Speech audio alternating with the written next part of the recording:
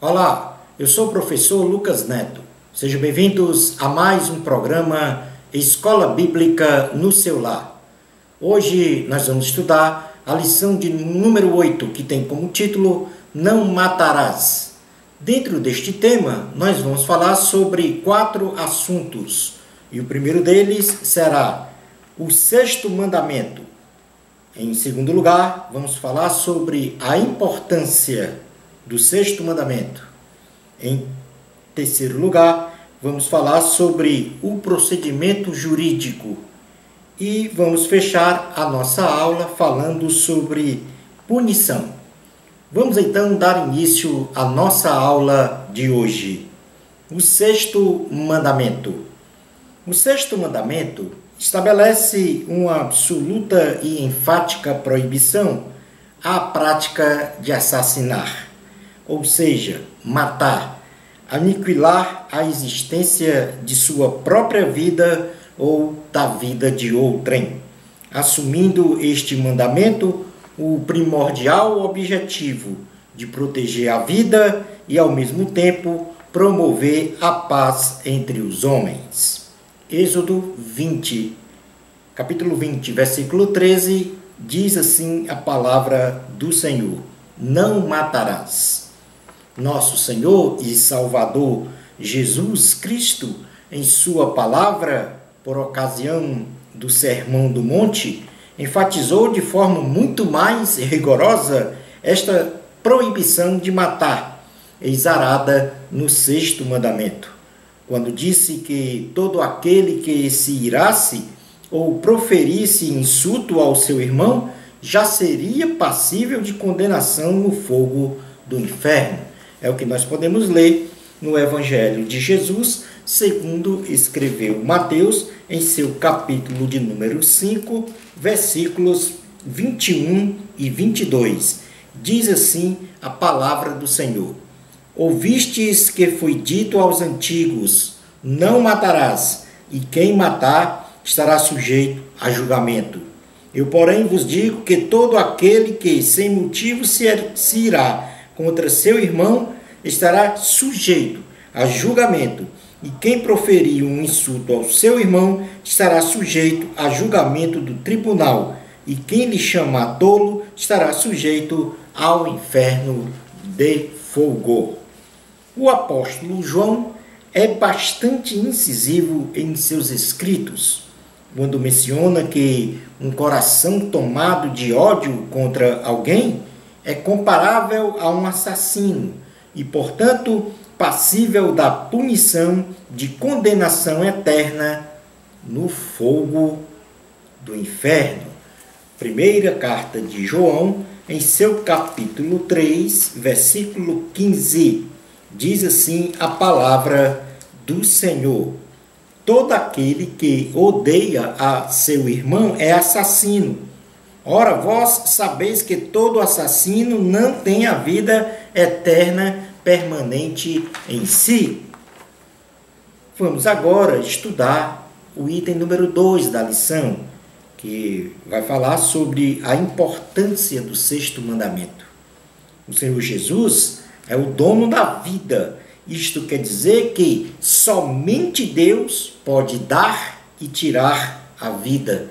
Somente o Senhor é quem pode estabelecer os pontos no tempo onde começa e termina uma vida. É o que está escrito no primeiro livro de Samuel, em seu capítulo de número 2, versículo 6. Diz assim a palavra do Senhor. Primeiro livro de Samuel, capítulo 2, versículo 6. O Senhor é o que tira a vida e a dá, faz descer à sepultura e faz subir. A preservação da vida é tão importante para Deus, pois Ele mesmo colocou na consciência do homem que extirpar a vida é crime, é pecado, é contrário à vontade divina. No começo da humanidade, a Bíblia relata um assassinato onde Caim, movido por uma maldade invejosa, matou seu irmão Abel.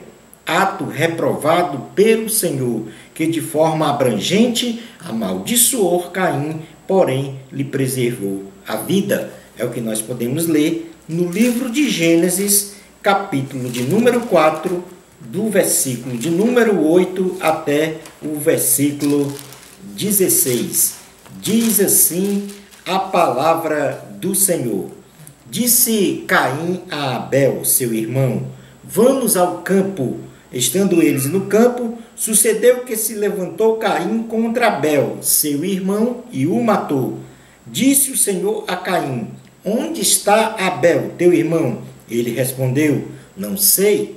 Acaso sou eu tutor de meu irmão? E disse Deus: que fizeste? A voz do sangue de teu irmão clama da terra a mim. És agora, pois, maldito por sobre a terra, cuja boca se abriu para receber de tuas mãos o sangue de teu irmão. Quando lavrares o solo, não te dará ele a sua força. Serás fugitivo e errante pela terra. Então disse Caim ao Senhor: é tamanho o meu castigo que já não posso suportá-lo. Eis que hoje me lanças da face da terra, e da tua presença hei de esconder-me. Serei fugitivo e errante pela terra. Quem comigo se encontrar, me matará. O Senhor, porém, lhe disse: assim qualquer que matar a Caim será vingado 7 vezes. E pôs o Senhor um sinal em Caim, para que o não ferisse de morte quem quer que o encontrasse. Retirou-se Caim da presença do Senhor e habitou na terra de Nod, ao oriente do Éden. Os homens têm marcado em suas consciências que cometer assassinato é crime. E nas sociedades do mundo atual, esta condição ela é ratificada em seus códigos de leis, que formaliza que matar é ato criminoso passível de punição. Vamos dar uma lida na carta aos Romanos, capítulo 2, versículos 14 a 16, para contemplarmos esta marca na consciência dos homens. Diz assim a palavra do Senhor: quando, pois, os gentios que não têm lei procedem por natureza de conformidade com a lei, não tendo lei, servem eles de lei para si mesmos.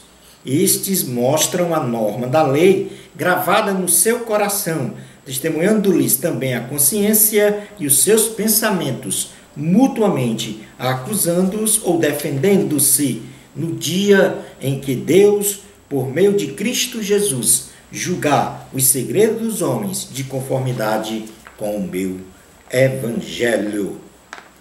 Vamos passar agora a estudar o item número 3 da lição, que fala sobre procedimento jurídico. Deus criou o homem e tem o absoluto desejo de preservar a vida humana. E é apenas prerrogativa do Senhor Jesus dar e tirar a vida. Porém, quando homens se arvoram a definir o fim de uma vida, é inconteste que eles transgridem, primeiramente, o 6º mandamento da lei de Deus: não matarás, e também as leis dos homens. Passemos agora a estudar os mais variados temas polêmicos e discutíveis em que o mandamento de não assassinar se aplica nas relações sociais entre os homens. E o primeiro assunto que nós vamos falar é sobre o aborto. O aborto é um crime hediondo, praticado por covardes que aniquilam uma vida inocente, sem qualquer capacidade de defesa, pois, segundo a palavra de Deus, a personificação de um ser humano já existe até mesmo antes da concepção, refutando qualquer insinuação de que um óvulo fecundado por ocasião da concepção ainda não tem a alma da vida humana. Vamos ver então esta situação em Jeremias, capítulo de número 1, Jeremias, capítulo de número 1, versículos do 1 ao 5, diz assim a palavra do Senhor. Palavras de Jeremias, filho de Ilquias, um dos sacerdotes que estavam em Anatote, na terra de Benjamim. A ele veio a palavra do Senhor nos dias de Josias, filho de Amon e rei de Judá, no 13º ano do seu reinado, e também nos dias de Jeoaquim, filho de Josias, rei de Judá, até ao fim do ano 10º de Zedequias, filho de Josias, rei de Judá, e ainda até o 5º mês do exílio de Jerusalém. A mim me veio, pois, a palavra do Senhor, dizendo: antes que eu te formasse no ventre materno, eu te conheci, e antes que saísses da madre, te consagrei e te constituí profeta às nações. Vamos também ler no Salmo de número 139, versículos 13 a 16, esta concepção da alma humana por ocasião da fecundação do óvulo pelo espermatozoide. Diz assim a palavra do Senhor, Salmo 139, versículos 13 a 16. Pois tu formaste o meu interior, tu me teceste no seio de minha mãe. Graças te dou, visto que por modo assombrosamente maravilhoso me formaste. As tuas obras são admiráveis, e a minha alma o sabe muito bem. Os meus ossos não te foram encobertos, quando no oculto fui formado e entretecido, como nas profundezas da terra. Os teus olhos me viram, a substância ainda informe, e no teu livro foram escritos todos os meus dias, cada um deles escrito e determinado, quando nenhum deles havia ainda. O Senhor nosso Deus, Ele protege o direito à vida do nascituro, expressado em sua palavra pela proteção às mulheres grávidas, que são o instrumento de gestação para dar a luz a uma vida.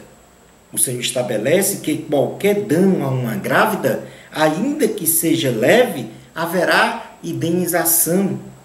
E se houver morte, que a morte seja paga de tal transgressão. É o que nós podemos ler no livro de Êxodo, em seu capítulo de número 21, versículos 22 e 23.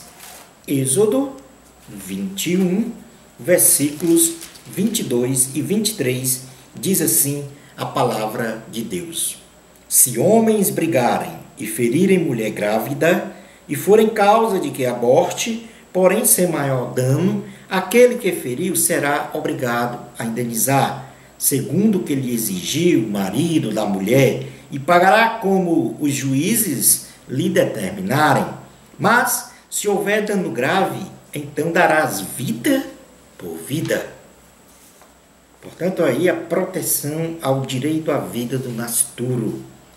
O aborto natural, involuntário, por complicações de saúde, o aborto acidental, oriundo de um acidente qualquer, e o aborto que busca preservar a vida da mãe em razão de uma comprovada ameaça de morte da gestante devido ao não desenvolvimento do feto, em nossa opinião, não se caracteriza como a transgressão do 6º mandamento, pois ocorrem alheios ao desejo e transcendem a vontade da gestante. Importante então lembrar que, para análise destes casos, a consciência de cada um determinará a verdade de cada acontecimento, sem ou com culpas efetivadas. Nós podemos fazer uma leitura no livro de Deuteronômio, capítulo de número 24 a 16, que diz assim a palavra do Senhor: os pais não serão mortos em lugar dos filhos, nem os filhos em lugar dos pais. Cada qual será morto pelo seu pecado. Portanto, aí se efetivará ou não a veracidade dos fatos, porque cada um será então morto pelo seu pecado. O aborto voluntário, executado pelo conhecimento de que a criança nasceria deformada ou retardada, bem como o de gravidez indesejável, fruto de estupros, encontros amorosos ilusórios, mulheres abandonadas pelos parceiros pela condição de gravidez e outras situações semelhantes, não tem respaldo bíblico para a prática do aborto com a consequente morte de um inocente. Porém, é irrefutável que estas situações elas trazem consequências de ordens biológicas, social, psicológicas, incomensuráveis, com marcas permanentes no corpo e na alma, que devem ser tratados caso a caso. São casos extremamente difíceis para qualquer ser humano, para qualquer família. Êxodo capítulo 23, versículo 7, diz assim a palavra do Senhor. Êxodo 23, 7. Da falsa acusação te afastarás. Não matarás o inocente e o justo, porque não justificarei o ímpio. Portanto, desta leitura executada, somente o aborto natural involuntário ou acidental, ou aquele em que não há o desenvolvimento do feto com a comprovada ameaça de morte à gestante, não infringe o sexto mandamento. As demais condições, estas infringem frontalmente o sexto mandamento.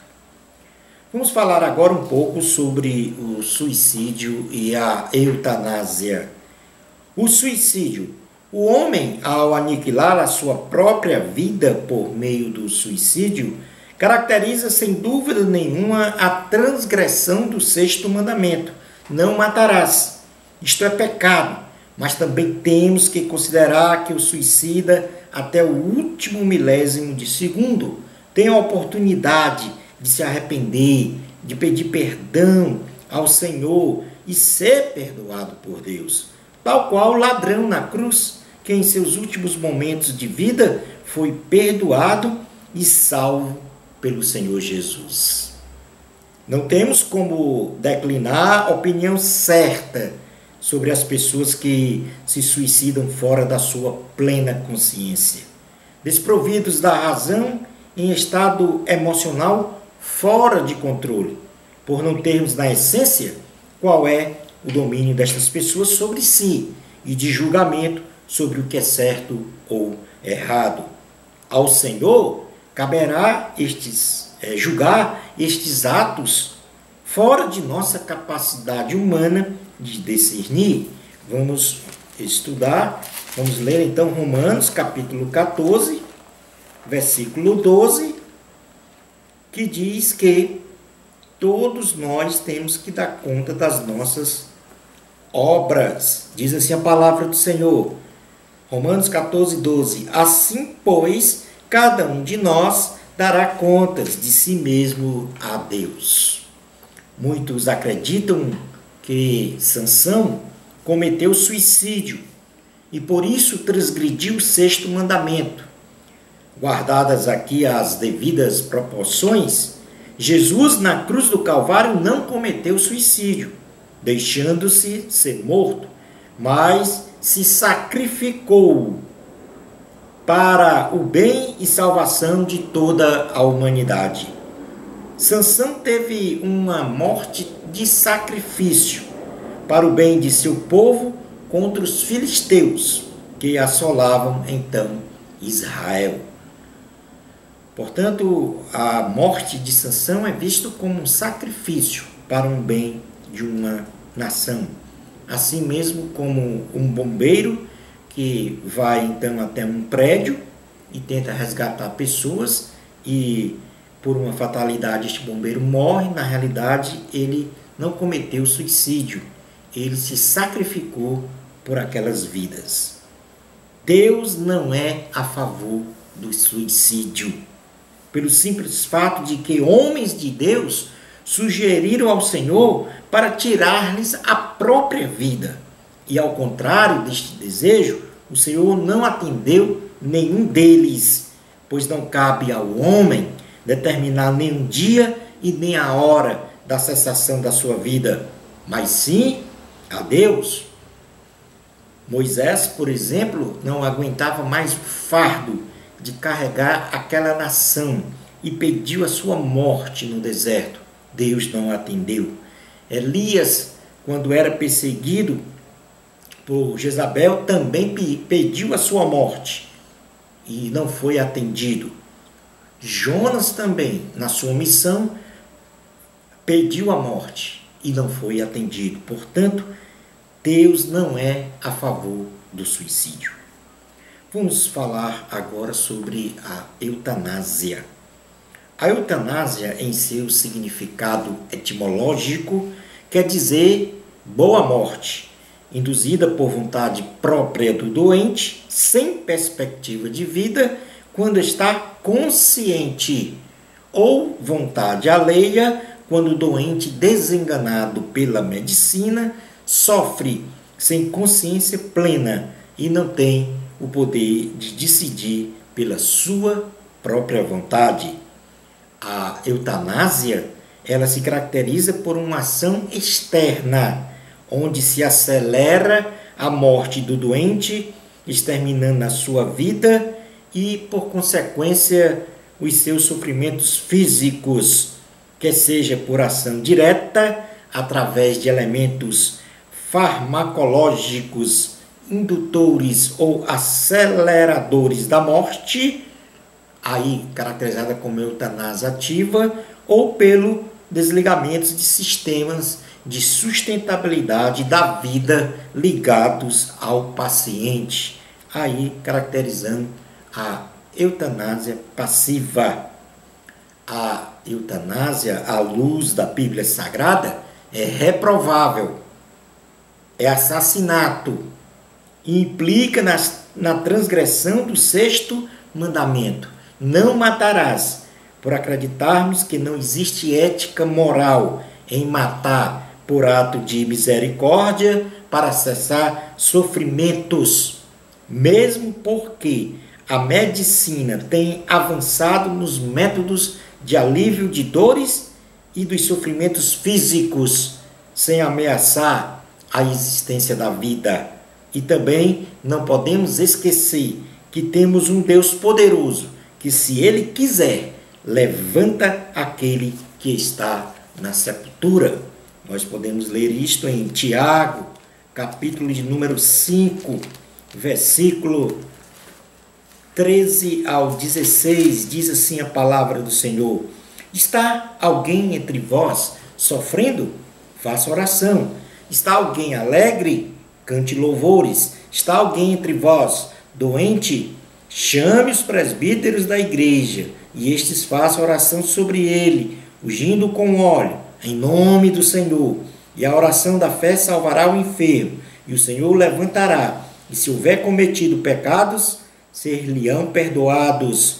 Confessai, pois, os vossos pecados uns aos outros, e orai uns pelos outros, para seres curados. Muito pode, por sua eficácia, a súplica do justo. A ortotanásia é o nome dado ao processo pelo qual se opta por não submeter um paciente terminal a procedimentos invasivos que adiam sua morte e, ao mesmo tempo, comprometem sua qualidade de vida. Assim, a ortotanásia foca na adoção de procedimentos paliativos, buscando o controle da dor e de outros sofrimentos, almejando apenas o momento certo, determinado por Deus, para a cessação daquela vida. Este procedimento não caracteriza omissão de socorro e nem o cometimento de assassinato, mas preserva em Deus a prerrogativa de determinar o momento certo da morte ou a cura divina do doente, de acordo com a vontade do Senhor. Quando desistimos de viver, tomando a decisão de acabar com a própria vida, ou quando induzimos a cessação da vida com um pretexto pseudo-misericordioso de acabar com sofrimentos, então negamos a Cristo, negamos a nossa fé e roubamos para nós o que é somente prerrogativa do Senhor, que é o de estabelecer o ponto no tempo onde termina uma vida. Jó disse à sua esposa que praticar a eutanásia ou o suicídio é loucura, é algo débil mental, pois existe um Deus nos céus e na terra em que não há nada impossível para ele. Vamos fazer uma leitura no livro de Jó, em seu capítulo 2, versículo de número 7 até o número 10, para compreendermos esta situação. Então saiu Satanás da presença do Senhor e feriu a Jó de tumores malignos, desde a planta do pé até ao alto da cabeça. Jó, sentado em cinza, tomou um caco para com ele raspar-se. Então sua mulher lhe disse: ainda conservas a tua integridade? Amaldiçoa a Deus e morre. Mas ele lhe respondeu: falas como qualquer doida. Temos recebido o bem de Deus e não receberíamos também o mal? Em tudo isto não pecou Jó com os seus lábios. Vamos também fazer uma leitura ainda no livro de Jó, em seu capítulo de número 42, do versículos 1 a 6, que diz assim: então respondeu Jó ao Senhor: bem sei que tudo podes, e nenhum dos teus planos pode ser frustrado. Quem é aquele, como disseste, que sem conhecimento encobre o conselho? Na verdade, falei do que não entendia, coisas maravilhosas demais para mim, coisas que eu não conhecia. Escuta-me, pois havias dito, e eu falarei, eu te perguntarei, e tu me ensinarás. Eu te conhecia só de ouvir, mas agora os meus olhos te veem. Por isso, me abomino e me arrependo no pó e na cinza. A pena de morte. A lei mosaica é clara em determinar a pena de morte para crimes extensivos aos comportamentos abomináveis de exceção, tais como coito com animais, sacrifícios aos falsos deuses, a quebra do sábado, adultério e sexo ilícito, blasfêmia contra Deus, desobediência e desrespeito ao sacerdote, desobediência aos pais, dentre outros, mas principalmente ao homicida. Vamos fazer uma leitura em Êxodo, capítulo de número 21, versículos 12 a 16, diz assim: quem ferir a outro, de modo que este morra, também será morto. Porém, se não lhe armou ciladas, mas Deus lhe permitiu cair em suas mãos, então te designarei um lugar para onde ele fugirá. Se alguém vier maliciosamente contra o próximo, matando a traição, tirá-lo-ás até mesmo do meu altar para que morra. Quem ferir seu pai ou sua mãe será morto. O que raptar alguém e o vender, ou for achado na sua mão, será morto.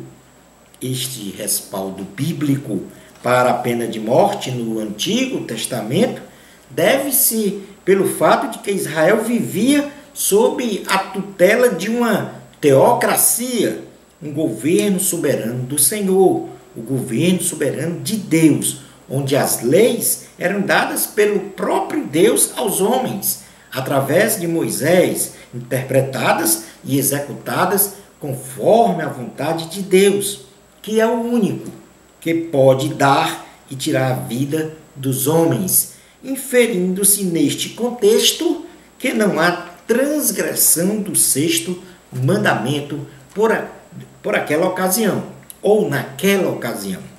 No contexto histórico, considerando que as nações hoje existentes não adotaram o Estado teocrático para sua forma de governo, não cabe aos homens estabelecer leis com punições de pena de morte, com respaldo bíblico, pois não é prerrogativa do homem tirar a vida de ninguém. Nesta condição, Deus delega apenas aos homens o uso da força, se necessário for, para o cumprimento das leis justas. É o que nós podemos ler em Romanos, capítulo de número 13, versículos de número 1 até o número 5. Romanos 13, 1 a 5. Diz assim a palavra do Senhor: todo homem esteja sujeito às autoridades superiores, porque não há autoridade que não proceda de Deus.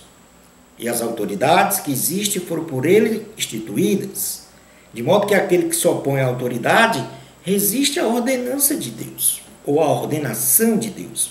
E os que resistem trarão sobre si mesmos condenação, porque os magistrados não são para temor quando se faz o bem, e sim quando se faz o mal. Queres tu não temer a autoridade? Faz o bem, terás louvor dela, visto que a autoridade é ministro de Deus, para teu bem.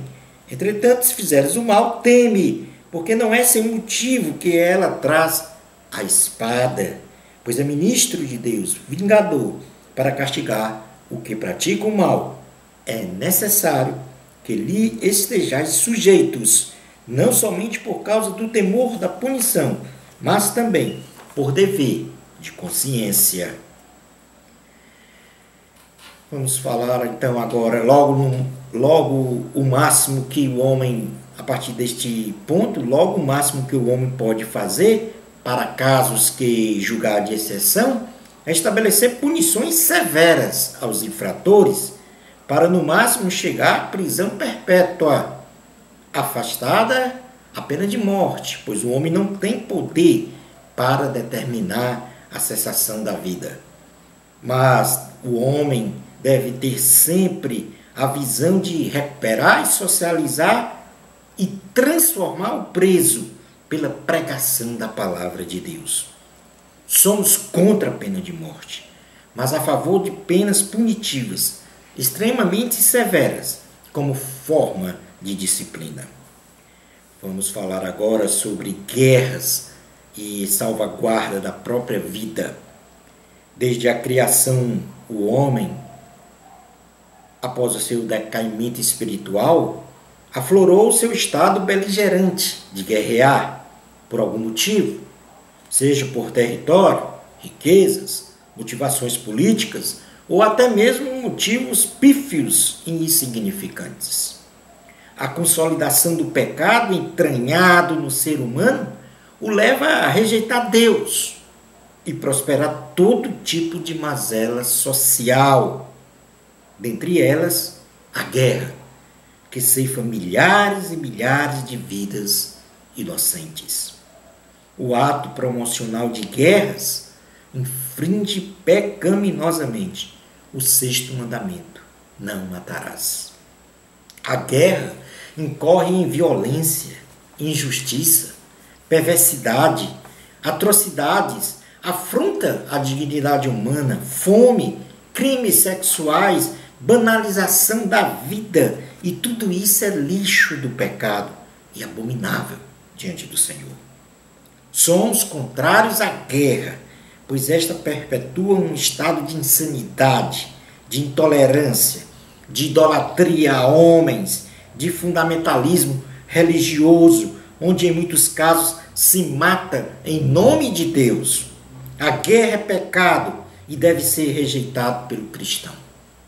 A paz é o caminho indicado por Deus e deve ser seguido, deve ser buscado. Romanos, capítulo de número 12, versículos de 17 a 21, diz assim a palavra do Senhor: Não torneis a ninguém mal por mal, esforçai-vos por fazer o bem perante todos os homens. Se possível, quando depender de vós, tende paz com todos os homens. Não vos vingueis a vós mesmos, amados, mas dai lugar à ira, porque está escrito: a mim me pertence a vingança, eu é que retribuirei, diz o Senhor. Pelo contrário, se o teu inimigo tiver fome, dá-lhe de comer, se tiver sede, dá-lhe de beber, porque fazendo assim, amontoará as brasas vivas sobre a sua cabeça. Não te deixes vencer do mal, mas vence o mal com o bem. Uma corrente teológica afirma que existem guerras justas e injustas, considerando que o cristão pode se abster de participar das guerras julgadas por ele injustas e tem a liberdade de participar das guerras justas. Não pensamos assim, pois toda guerra é injusta, especialmente pelos resultados advindos da beligerância, cujo elemento culminante são as mortes. A diplomacia é o principal recurso de se firmar a paz, e exauridas todos os recursos diplomáticos de paz, a guerra então é estabelecida, por falta de opção, como elemento de salvaguardar a sua própria vida, a sua própria existência, sendo este um direito fundamental do homem, o direito à vida.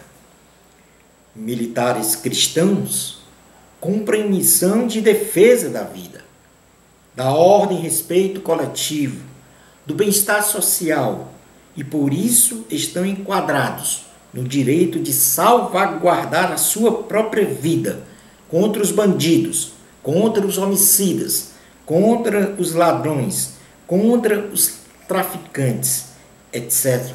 Vamos ler Êxodo, capítulo de número 22, versículo 2, diz assim a palavra do Senhor.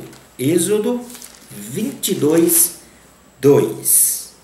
Se um ladrão for achado arrombando uma casa e sendo ferido, morrer, quem o feriu não será culpado do sangue. Portanto, não infringirá o sexto mandamento aquele que age no sentido de salvaguardar a sua própria vida, ou seja, a sua defesa pessoal.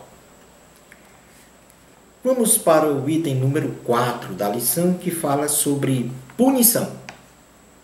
No Antigo Testamento, o homem que cometesse um homicídio doloso, ou seja, com a intenção premeditada de matar, receberia a pena capital de morte. Vamos ver aqui no livro de Números, em seu capítulo de número 35, versículo 31, que diz: Não aceitareis resgate pela vida do homicida que é culpado de morte. Antes será ele morto. Já no homicídio culposo, isto é, quando uma pessoa mata a outra sem a intenção de matá-la, as cidades refúgio eram o lugar de punição dos infratores. Neste mesmo capítulo de Números 35, versículo 25, diz assim a palavra do Senhor: E livrará o homicida da mão do vingador, do sangue, e o fará voltar à sua cidade de refúgio, onde se tinha acolhido. Ali ficará até a morte do sumo sacerdote, que foi ungido com um santo óleo. Nos dias odiernos, temos o parâmetro de que aquele que mata será julgado e punido pelo Senhor. Mas também existe o balizamento das leis humanas, que estabelecem punições segundo cada situação, após um longo processo de investigação e julgamento, de acordo com as características políticas, sociais e religiosas de cada nação. Concluindo a nossa aula de hoje, o sexto mandamento, não cometerás assassinato, é desafiador em sua exegese, pelo fato de estar presente como regramento das diversas relações sociais. Quando se fala, por exemplo, de aborto, da eutanásia, do suicídio, das guerras, da pena de morte, que mexem com a subjetividade humana, causando polêmicas e pontos de vista diferenciados, sob uma ótica da bioética cristã. Mas o homem não pode esquecer: do Senhor é a última palavra com autoridade. E o Senhor, no sexto mandamento, disse: não matarás. É a última palavra do Senhor. Chegamos ao final de mais uma aula do nosso programa Escola Bíblica no seu lar. Uma bênção especial de Deus para você. Amor a Cristo. Até o nosso próximo programa, se Deus permitir.